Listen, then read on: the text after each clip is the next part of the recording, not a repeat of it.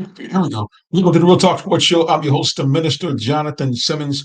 Thank you for tuning in to join us here on whatever platform you are. Big shout out to those who are watching me on my Twitter page. I see a bunch of you guys have logged on.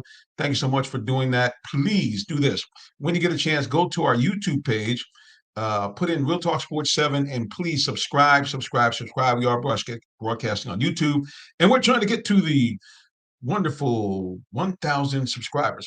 All right, you can see in the background here Mercedes-Benz Stadium at night, but it's a new day for the Atlanta Falcons as they have signed their new QB1. Mr. Kirk Cousins is now officially a Falcon. Pretty hefty contract. $180 million technically over 4 years, $100 million guaranteed for Mr. Kirk Cousins. Now, my question was, well, those of you who follow the sports show know I've been talking about this for a while, and so I'm going to put the question up there for you guys to give me an idea of what you think. So the question is, why, oh why, did they decide to sign Kirk Cousins instead of dangerous Russell Wilson? How come they decided to pick him over Russell Wilson? I'm not sure. What do you guys think? Love to get some comments. I think I see him on Twitter, so pop them up there on the screen. If you're watching on Facebook, pop them up there as well. Love to get some feedback on your thoughts on why the Falcons felt that Mr. Kirk Cousins was a better fit than Russell Wilson. I got some of my own ideas about it. Some of them may not go over too well with you that are listening. Some of you might think, dude, you got some kind of conspiratorial thing going on here. I I just have the question I guess I have about it is why on earth, if you're saying we're doing this by stats, okay, if you're saying, hey, we're looking at the record, we want to get a veteran quarterback in here who's been a proven winner. If that in fact is the case, I guess my question is, why would you not have picked Russell Wilson? You know, a guy that has shown to be a winner. Now, I know he had a rough year in Denver, his first year in Denver, but at the end of the day, the realities are is that he put up nice numbers last year when the coach did not want him to be there. Now, I don't know about you, that's a bad way to be when your coach does not want you to actually play. Matter of fact, they actually had the audacity to ask the man not to play and sat him down because he would not renegotiate his contract. Now, I don't know about you, but that seems to be very bizarre to me that, first of all, the NFL will allow something like that to go on. But I guess they're saying it's the Broncos' money. They can do it what they want. And then the other thing that is bizarre to me is why you would not think that Russell Wilson, who's a little bit younger, who's a bit more mobile, would not be the best fit for your Falcons team, especially when you have a team that is constructed the way the Falcons are that can run the ball. Now, the big thought is, okay, it's about comfort. It's about, is this a guy that we're familiar with? Is this a guy that we know his skill sets? Is this a guy that we think that we have the coaches in place that can game plan around his skill set? And if that's the case, I kind of get it. But at the end of the day, you kind of wonder to yourself, are you trying to be comfortable or are you trying to win? Because I don't know about you, but anything that you pick up today in terms of any type of motivational speaker, even, I'm getting the ministry, even if you're talking about the Lord himself, there's always a level of uncomfortableness and, I'm trying that's not a word, and discomfort when you're trying to be great. I know I go through it myself. It's one of the challenges I have, especially as now that I'm getting a bit older. Yeah, I like things to be a bit more comfortable. I like things to me not to have to go through as much drama and as much changes. But at the end of the day, the question is, do you want to win and win at the highest level, i.e. a Super Bowl? Okay, so let's break this down. So from a money aspect, was Kirk Cousins the best route to take? Well, let's look at the two contracts. Let's look at the one that Russell Wilson signed with the Steelers and the one that was signed by Kirk Cousins and the Falcons. Now, before I get into the money and get into the teeth of this conversation, we're not going to be in here too long, probably about 9 o'clock because I got to go eat. But I want to say off the bat, both of these men to me are my Christian brothers. They both, like myself, are believers in the mighty Yahshua HaMashiach, Jesus Christ. They both are born again. They both are, from what I can see, solid citizens, off the field. Both guys invest in their communities. Both guys lead, pretty straight life and narrow life. Now, in the case of Kirk Cousins, he's more of a traditional family man, had a traditional wife. In the case of Russell Wilson, a little bit different. He has a very glamorous wife who's also an entertainer in Sierra. But at the end of the day, they talked about how their relationship developed and how he really acted and performed and approached her and dealt with her as a Christian man. So I'm just saying that as far as that track record, both guys, I'm with you, and I wish both men success in whatever their endeavors are. So let's get to the crux of the matter. Financially, did it make sense? On paper, doesn't seem like it. $180 million deal, I believe it is $100 million guaranteed to a man who's 35 years old and coming off a torn Achilles injury versus the Russell Wilson salary, like I said, allegedly about $1 million or so on a minimum deal with his previous team, the Denver Broncos, picking up most of the money of the salary. So financially, at least on paper, it doesn't seem to make sense. Okay, let's just say, all right, let's just say past performance, right? Because you said the idea is we want to get a winner in here and we want to get somebody who has a proven track record of winning at the highest level. Once again, it does appear that Mr. Russell Wilson seems to be the better choice in that arena as well. Let's take a look at Russell Wilson's stats. First of all, multiple times in postseasons with the Seattle Seahawks. He has appeared in not one, but two Super Bowls. Okay. He should have been 2-0 in the Super Bowls had it not been for a bonehead call at the end of the Super Bowl they put against the Patriots.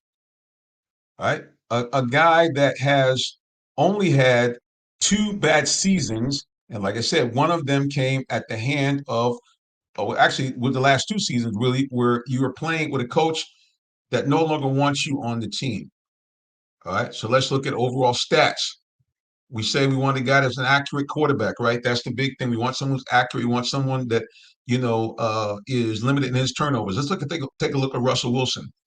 His lifetime career stats, and this is going over from 2012 to last year.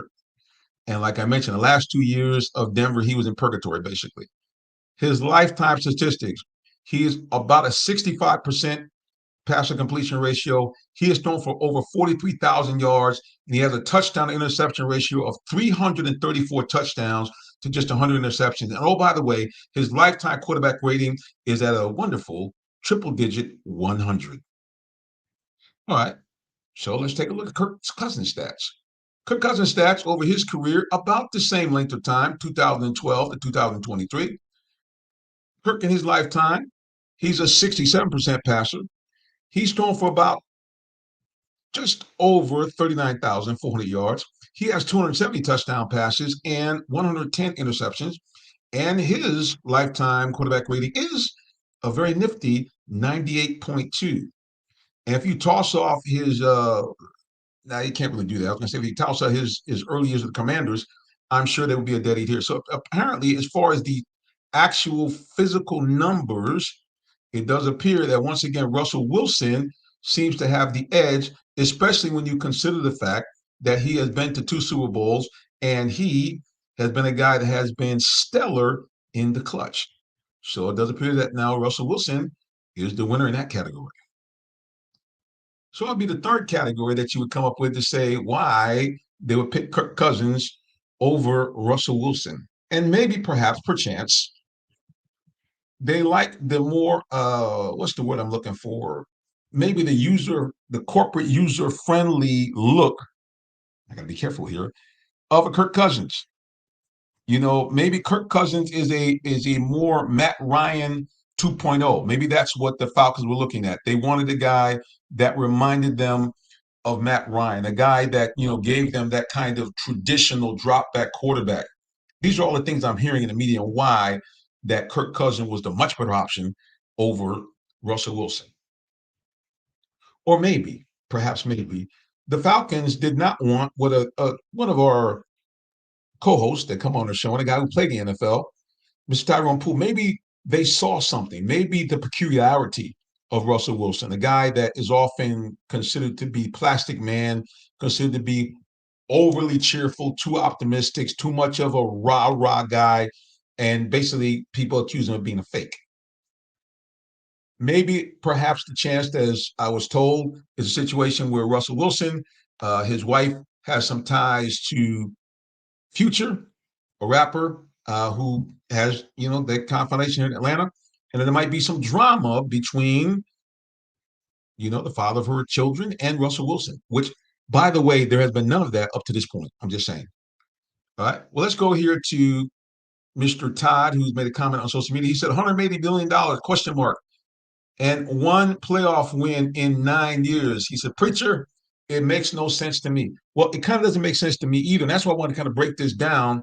And again, like to get a feedback. Now, here's the thing. I want to give you a tip. For those of you who are watching and listening on Facebook groups like Atlanta Bird Gang or Falcons 2.0, if you're going to answer the question, I'm going to have to ask you to please go to the Real Talk Sports page because I can't see your comments live when you answer the question in the group, and it's hard for me to monitor those comments when I'm on the air. So again, if you are in any one of those groups, whether it be Atlanta Bird Gang, any of the Falcons groups, which I appreciate you guys letting me be a part of that group, please, if you could, post your comments on the Real Talk Sports page because, like I said, I can't see them here unless they are on the Real Talk Sports page. Let's go back to social media. It is Bobley D. Blassingame. He said, what's going on, brother minister? Falcons have their quarterback now, and we have to go with what we have now. Our debates aren't changing the narrative. I'm sure that's what he meant. Ain't changing. He put W, but I'm sure he meant ain't. Yeah, you're right. But I wanted to get some feedback from social media because, man, this is the hot button. I mean, it has lit Atlanta up. It's lit the NFL world up. And it's such a huge investment in the free agency market. And the question is, and this is what I hope because I cover the Falcons. And oh, by the way, speaking of covering the Falcons, I'm going to put this out there right now.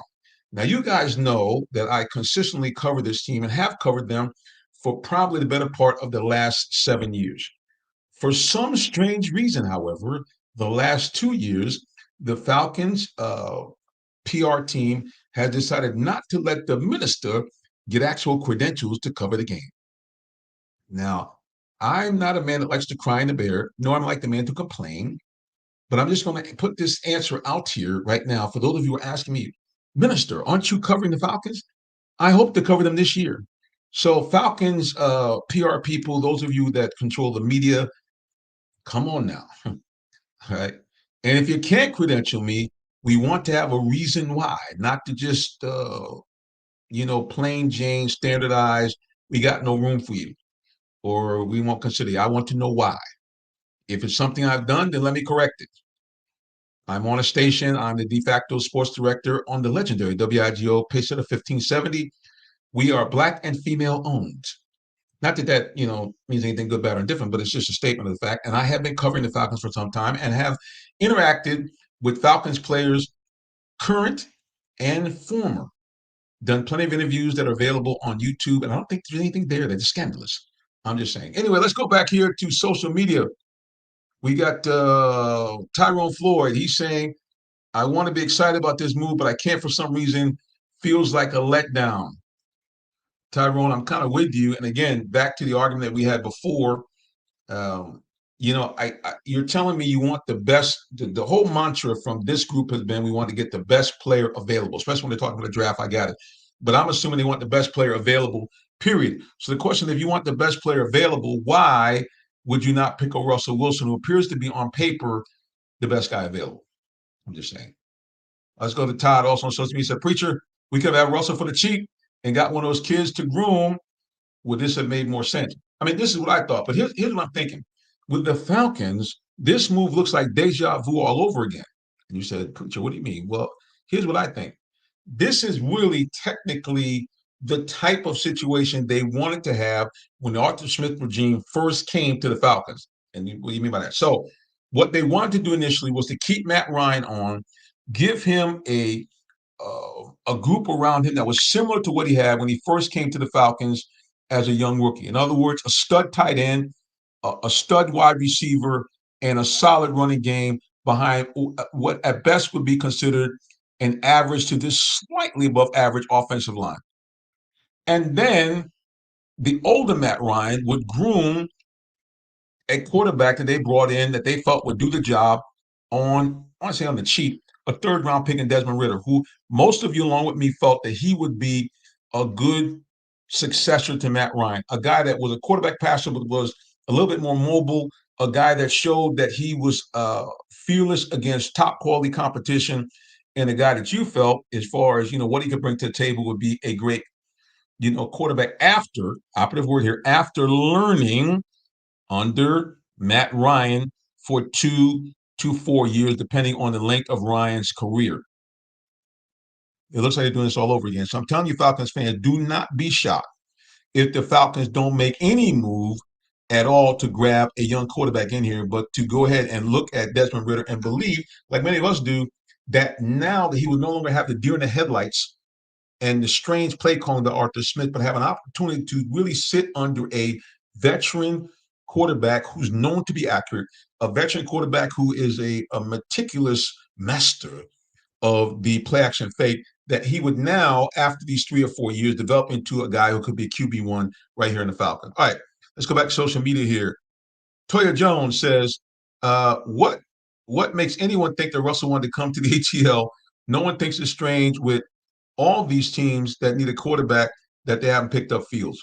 Yeah, so as far as the ATL thing, it could be back what a guy told me who played in the league. Tyrone Poole has been on our show, and he said, Minister, two things. Number one, he looked like, again, Russell was scripted when he said, hey, I want to play some more years. I want to win 2 Super Bowls. He said, because maybe the guy doesn't really, his heart's not in the game anymore. Because of the things that happened with Denver, because, like I said, he has a glamorous, beautiful wife with an entertainment business. And then to, again, couple that back to the fact that coming back to Atlanta, where her ex was and still is, and where many fans are still part of the equation, social media part of the equation, that he didn't want to go through all that. He wanted to have a fresh start somewhere else. So that could be the tip. Todd says here, the Blank's names on this, he wanted this. There's no question. Arthur Blank made it known at age 81, he's not waiting for any kind of developmental quarterback issue. That's the main, I tell you, that's the main reason why the Falcons didn't do what they probably should have done, which was leverage some trade capital and some draft capital and get a QB1 like Matt Ryan for the future in Jayden Daniels. The second thing is, the belief is by this core group of talent analysis led by analysts, led by Terry Fontenot. They believe over the next 2 to 3 years, the quarterback crop that is coming up, they can find that particular guy. But right now, the edict was from Arthur Blank, I must have a championship before I hit the grave. And I'm telling you, from a guy who's an OG now, and kind of, on the Social Security man, I feel what he's saying. And especially when money is not an object. I mean, Arthur Blank's got plenty of money. The Falcons, when he bought him, I think he bought him for like about $600 million, maybe, if I'm right, might be less than that. And they're now worth a couple of billion. So, he has the money to burn. He doesn't care. He wants to see a winning franchise on the field. The second thing is, we always have to remember, this is a business. This is a business. At the end of the day, Arthur Blank knows if he puts a winning product on the field, I don't care if I was playing quarterback. He knows that people will come out. He knows that corporations will invest in the luxury suites they've just done some remodeling at the stadium. So you got to remember, this is a business. Okay, it's a business. Let's go back to Tyrone Ford on social media. He says, that's a good point about Arthur Blank's age. You're surely right. And that probably drives his decision more so than anything else, is the fact that he is like, hey, man, I want to have a Super Bowl before I die. If you remember, and before we get off the air, because like I said, again, we're going to wrap it up. We want to keep this a quick pop hit. If you remember the Pittsburgh Steelers, and this, for those of you who are not my age, you probably won't remember this, but in the 70s, the Steelers finally got in Chuck Noll, and Chuck Noll began to assemble through the draft primarily, and through some trades, but primarily through the draft, assembled the team that we later went on to see was the team of the 70s. That was the Pittsburgh Steelers. And most people remember that the Steelers owner was probably about the same age or a little bit older than Arthur Blank. And he had suffered through many years of the team not doing well, not going to the playoffs, and finally getting that ring. And he's talking about Art Rooney. And so Arthur Blank wants to be that dude. He wants to be that same thing. He wants to be able to get that ring and sail off in the sunset. All right, let's go to social media one last time before we wrap it up here. Todd says, Preacher, bottom line. Yeah, Morris now has pressure on him to get to the playoffs. No excuses. And that's right. Because really, for the Falcons, it's almost like the Braves. It's really deep into the postseason or bust. Now, the Braves, they're talking World Series of bust. To me, with this Falcons team, it really is a situation where this team, as constructed, and let me put some caveats on here, if we get at least an 85% of the Kirk Cousins we've seen over the last decade, if we get at least that, and if we can get the similar production what we've seen the last couple of years in the running game, this Falcons team should win the NFC South. They should win a playoff game at home because the Benz is going to be rocking if this team gets back to postseason, especially if Kirk Cousins has a stat line that looks like this. 28 to 35 touchdown passes and 8 to 12 interceptions. That means that he's been playing the way he's been playing. If the running game can continue to get us somewhere in that 125 to 150 range per game, this Falcon team, and I don't want to kind of overblow this thing. If Kirk stays healthy and plays at least 85% of what he's done over his career, this Falcons team will have one of the best offenses in the NFL. Case closed, end of story. And if we get 95% of Kirk Cousins of what he's been over the last few years, this team could threaten. You're saying, Minister, you're going crazy. This team could threaten what the last Super Bowl Falcons team did, which was to be a top 10 all-time great offensive team. Todd says, Preacher, there are a lot of ifs there. You're right, because it's always ifs. Okay, let's flip it the other coin. Let's just say we bring Russell Wilson in here, the guy I like, and he gets in some drama with Sierra, gets some drama with Future. It could happen. He gets injured. What if we bring Justin Fields and he doesn't develop into the type of quarterback that we think he could be? It's all a crapshoot, man. But the realities are, since Arthur Blank has a boatload full of money, he doesn't care that Kirk Franklin cost all this money. And the Falcons do have an out. After the third year, even if they have to cut him, his salary drops down to $10 million. So they have constructed this thing about as user-friendly as you can, considering what they're paying out, which is a prodigious amount of money. Just saying. All right. So, look, we're about to wrap it up here. Please, I'm going to ask you guys again, all those of you watching, first of all, we thank you, especially those who have jumped on here on X. I hate that. It should be called Twitter. You guys on X are I love your views. Love the fact that you joined us tonight. But again, please, if you could, your YouTubers are letting me down. I thought you guys were going to jump on this thing, but it's all good. Follow us on YouTube. That's where the money is, baby. Hit us up so we can get those 1,000 subscribers. We're getting there. We're about at 840 now. And if we can get you there, get me to 1,000. I'd love it. I might even come up with some kind of prize. I got to think of something. You guys let me know what you think about coming up with something like that. All right. Last go round on social media. Let's hit the Todd here. And Todd's been one of our great supporters over the years. I mean, he's followed us from when we were on what's the old platform? Periscope. Man, I missed that platform. That was before the Twitter TV took over, which really stinks. Periscope was great. We had people from all over the world that would lock in. We had a crew of people, and Todd was one of them. And we appreciate it as he shifted over to us on YouTube. We appreciate him. So here's what it says here: as Todd gets the last shot of the day, he says, they say Kirk will be ready opening day. I guess no preseason. That is very disappointing. That is very disappointing because what you're telling me basically is you spent all this money for a guy that can't even go through your summer camp with the team. That I don't like. I mean, so now I got to tell you guys, I'm not too excited about this whole deal now at all. I wasn't lukewarm before, but now I'm not excited at all about this thing. I think this is, Lord have mercy. All right. Listen, guys, like I said, I got to go. Appreciate all those of you tuning in to watch the broadcast. Remember, follow me on social media or follow the show on social media. I'll pop it up right here on the screen. For those of you who are watching, let's dig in here and check it out, check it out, check it out. Yeah, so again, follow us anywhere on social media at Real Talk Sports, the number 7. That's how you can follow us here. There it is right there. Ooh, there it is. Real Talk Sports, the number 7. That's how you can follow us, find out more about the show. Also, listen, we're always looking for great sports stories. We do what we like to say, uh, off the field is more important than on the field. So if you got a great story, a coach, a former player, a current player, doing some stuff in the community and doing some great stuff on the field of endeavor or sports, let us know. Hit me up, jsimmons at realtalksports.net, or simply text me at 678 410 9833. Hey, the minister's got to keep it in for you. One last thing before I go. Remember, if you don't know the Lord Jesus Christ, your personal Savior, you better do it. You see all the crazy stuff going on in this world. I don't know about you, but it is time to get right with the Lord. So repent of your sins, believe in Him, and your life will never be the same for the good, far beyond what you could ever imagine. All right. Tomorrow night, we'll be back on the air with our show, the Real Talk Sports Show.